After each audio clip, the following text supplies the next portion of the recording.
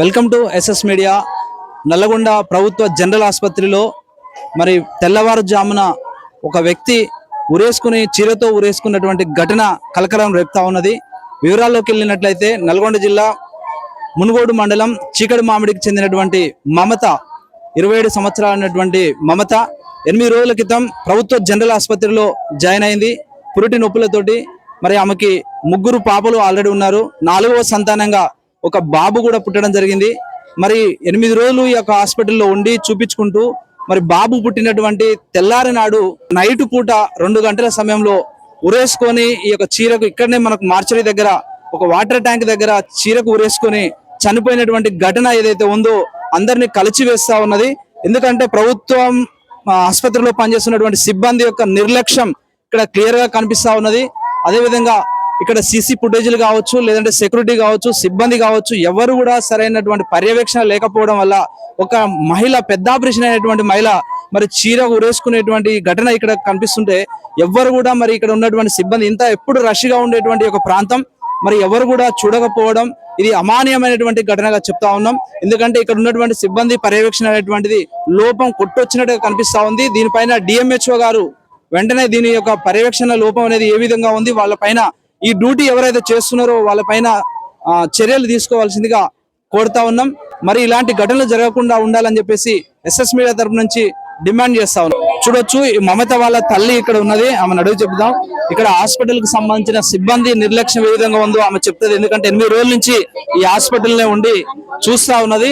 అమ్మా, ఇప్పుడు ఎన్ని గంటలకు చూసినావు మీ పాప చనిపోయింది? నేను 2ంటికే 3ంటికే చూసుకున్నాం కానీ ఆ బిల్ల ఇక్కడ వచ్చి చూడలేను. ఆయన బిల్లడానికి ఆడిపోయింది అనుకున్నాము. అయ్యా, అది అయాసం తట్టుకోలేక ఇంటికి వచ్చిందేమో, నేను చూడలేదు. డాక్టర్లకు చెప్పినావా మరి ఆయాసం ఉంది, ఇట్లా ఉంది మా పాప?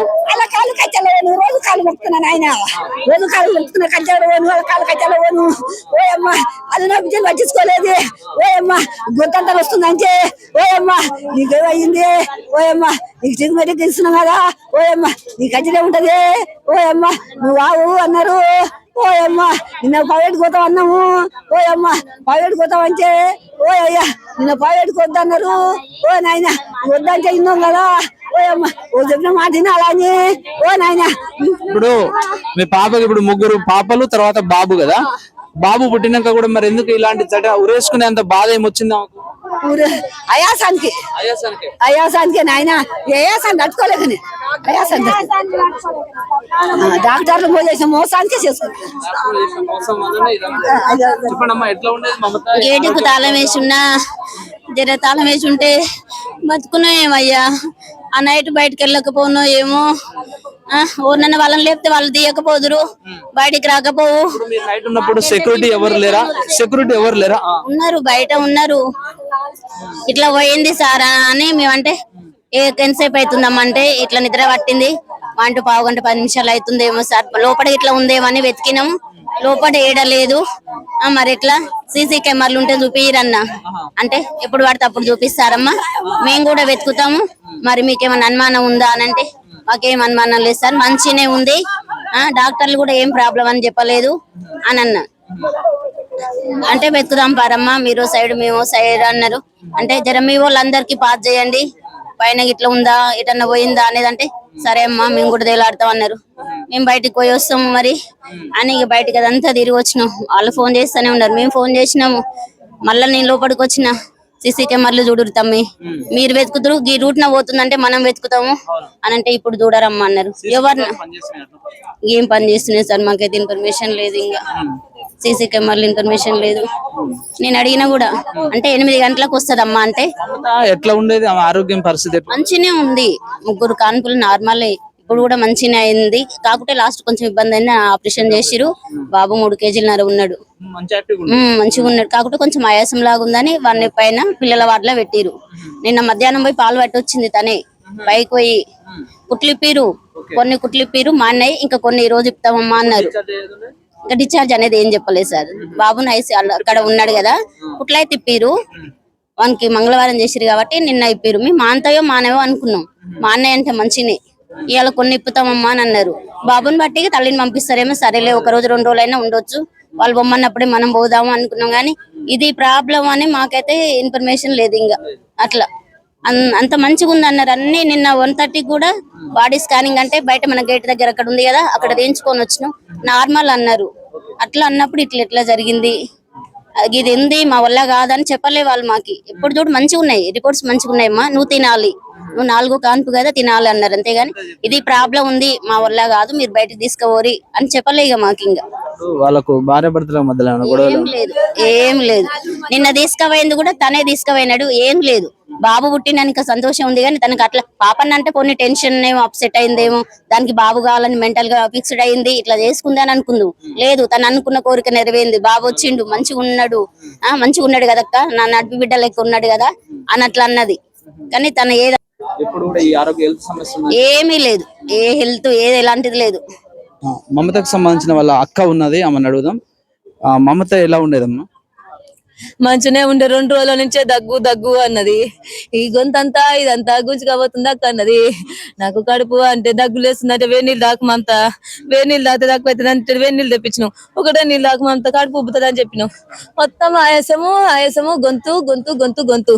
నన్ను మా చెల్లి అయ్యో నువ్వు ఉండవక్క, నువ్వు అక్క అమ్మని ఈడ ఉంచి అడుగు అక్క, చిన్నోని కాడికి అన్నది. చిన్నోని కాడికి కూడా 2 రోజులకే వచ్చింది. అది అసలు ఆపరేషన్ అయిన 2 రోజులకు నడవరు. దాని కొడుకు అంటే ఇష్టం, కొడుకు కనాలని కన్నది. దాని కొడుకుని చూసుకుంటాను, అమ్మని తీసుకొని నైట్ వేసుకొని వచ్చి కొడుకుని చూసింది. అక్క ఇట్లా చిన్నోనికి ఎట్టుందంటే ఉమ్మని అంటే తక్కువైతే అక్క చిన్నోనికి నిమ్మలంగా, ఇంత ముందు పిల్లలకు కూడా చెప్పిరు అక్క అన్నది. నాకే అక్క దగ్గు అంత వస్తుంది, ఆయాసం దగ్గు, గొంతులో ఏదో ఉన్నట్టుంది అక్క గొంతు. డాక్టర్లకు చెప్పలే ఈ సమస్య ఉందని, అంత ప్రాణం మీద తెచ్చుకునే దాకా తీసుకున్నది. ఫస్ట్ చెప్తే డాక్టర్లు ఆపరేషన్ అవుతున్నప్పుడు చెప్తే పట్టించుకోలేదు. అయ్యా ఆపరేషన్ అయ్యేటప్పుడు దగ్గు వచ్చిందంట. మేడం నాకు దగ్గు వస్తుందని అంటే ఒకరికి వస్తుంది అని చెప్పిరంట. కానీ ఒకరికి వస్తుంది అమ్మ, మరే ఈడ కాదు వేరే హాస్పిటల్ పోమంటే మా చెల్లెని తీసుకొని పోదుము, ఇల్లు ఉంచకపోదుము. మళ్ళీ అప్పుడు ఆపరేషన్ అయ్యేటప్పుడు వచ్చింది దగ్గు, మళ్ళీ తర్వాత 2 రోజుల తర్వాత వచ్చింది దగ్గు. అప్పుడన్నా చెప్పలేదు మీరు వేరే హాస్పిటల్. మీరు ఎవరి మీద అనుమానం చేస్తున్నారు వేసుకున్న దానికి? అది ఆయాసం తట్టుకోకనే, దానికి దగ్గు తట్టుకోలే. మందులు సరిపోని ఏవి ఇచ్చినా తక్కువ అవుతలేదు. మేము ప్రైవేట్ తానిక తెచ్చినాము, 4 గంటలకు పోయి అది పోసుకున్నది కాలేదు. తానికలు తాగింది, గోళీలు తిన్నది, ఓమా తిన్నది, వేడి నీళ్లు తాగింది. ఏది తాగినా దానికి దగ్గు తక్కువగాలి, ఆయాసం తక్కువగాలి. దానికి దగ్గు ఇదంతా వస్తుంది అక్కడ నాకు. చూద్దాం, ఇది ఇక్కడ ఈ మమత ఎవరైతే ఉన్నారో రాత్రి 2 గంటలకి ఈ యొక్క వాటర్ ట్యాంక్ దగ్గర ఉన్నటువంటి పైపుకు ఉరేసుకున్నటువంటి ఈ యొక్క సంఘటనలో సీసీ కెమెరాలు అనేటువంటి ప్రధానంగా ఉండాల్సిన అవసరం ఉంది.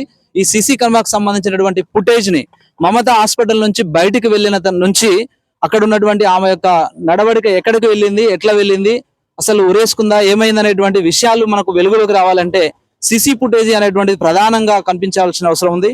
సీసీ ఫుటేజ్ వివరాలను ఆసుపత్రి సిబ్బంది కావచ్చు, అదేవిధంగా డిఎంహెచ్కు సంబంధించినటువంటి అధికారులు కూడా దీనిపైన విచారణ చేసి బయట పెట్టవలసిన అవసరం ఎంతైతే ఉందని చెప్పేసి తెలియజేస్తా ఉన్నాం. సీసీ కెమెరాలు అనేటువంటివి పని చేస్తే వాటికి సంబంధించిన ఫుటేజ్ బయటికి తీయాలని చెప్పేసి బంధువుల తరపు నుంచి వారు కూడా డిమాండ్ చేస్తా ఉన్నారు. ఎందుకంటే మరి హాస్పిటల్లో ఆయాసంతో బాధపడుతున్నటువంటి ఒక మహిళకి నిర్లక్ష్యంగా ట్రీట్మెంట్ చేస్తున్నారని కూడా ఈ మమత ఘటన చూస్తే మనకు అర్థమవుతా ఉంది.